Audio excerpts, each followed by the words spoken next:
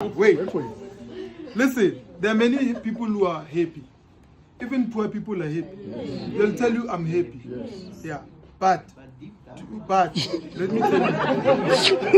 Yeah. So there are many people who are happy.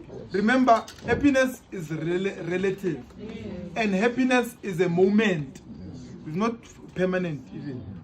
Happiness, you can do something for me now. And I'm happy. It's temporary. I promise you 100%. I cannot sustain that happiness forever. That's why happiness is just fictitious. It's not real. If you say, but I'm happy, you are lying. Why do I say you are lying? You are happy for a moment. Can you sustain that happiness of one trip for the rest of your life? So that's what I mean. So, no. Happiness, remember. And that's where we get it wrong. Where we say, I'm going to reward myself. That's the first thing we do when we make money.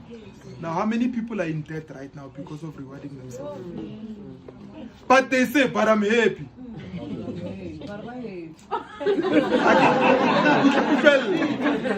You know what it's called? You know what it's called, that thing? It's called, no, I'm not talking about happiness. Remember, what makes you happy? 100% fine. I agree, it makes you happy. What makes me happy is going to be different from what makes you happy. But when we talk finance, right, and reality, right, I'm a father now. I can take money and go on many experiences and say, but I'm happy.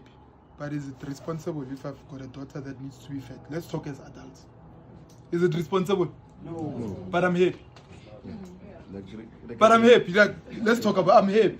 But there are a lot of things that we do chasing the fictitious happiness. Yeah. That's like Gucci in China and you are happy. And listen, I'm not discounting the fact that you are happy, for instance, right? But like I'm saying, that happiness cannot be sustained forever. Because happiness is not supposed to be sustained forever. It's a moment.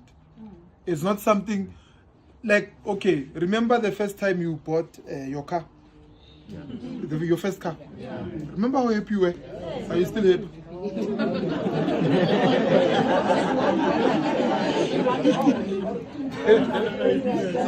But happiness for that moment. Yeah, that's why I said it's temporary. Did you hear what you said? For that, it's a moment. That's what I mean. That, and these moments, it's actually a good argument. Because the actual thing that gets people into debt, it's moments. What are you buying? When you get into debt and you're buying a car, for instance, what are you buying? You said you are happy for? So what are you buying? A moment of happiness. But is that debt a moment? It's not all the cars. It's not all the time you buy with debt. Even if you I can make money and buy cash. Yeah, I'm happy. Yes. But what happiness? It's still a moment. Yes, it's still a moment. But that's why I'm working towards to get the money to get always the time, keep me happy. 100%. That's where moments now. Yeah. So let's do this.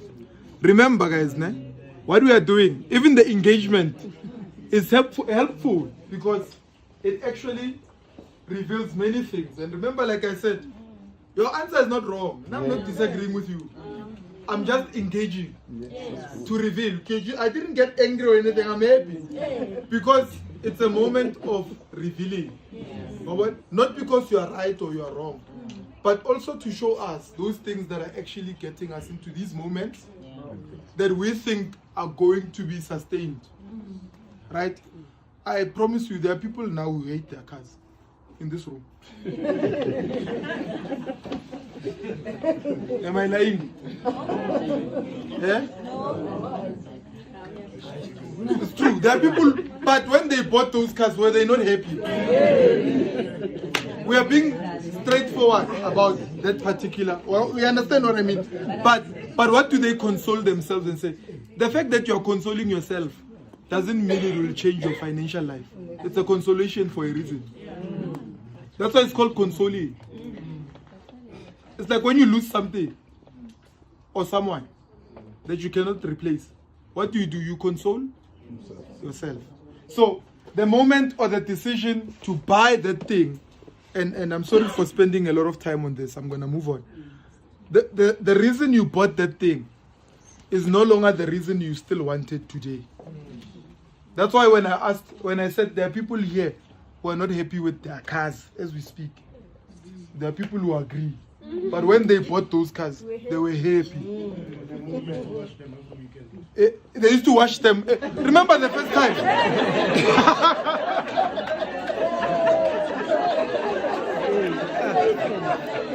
It's a question. Yes. What you're saying is that when you make financial decisions, remove the desire of movement, and your happiness should come from your faith, rather. But in finance, don't put movement as part of your finance. Yeah. I love what you said. You know why? Finance is not emotional. It's not about how you feel. It's not about, but I feel happy. It's not about that. It's called finance for a reason. It needs critical thinking. And what gets us into that is what? It's our emotions. And what do advertisers do? They play on our emotions. They don't speak to your mind. They speak to your emotion. That's why marketers, when they market even underwear, they don't market it to you, my man. They market it to your wife. Why? She's emotional.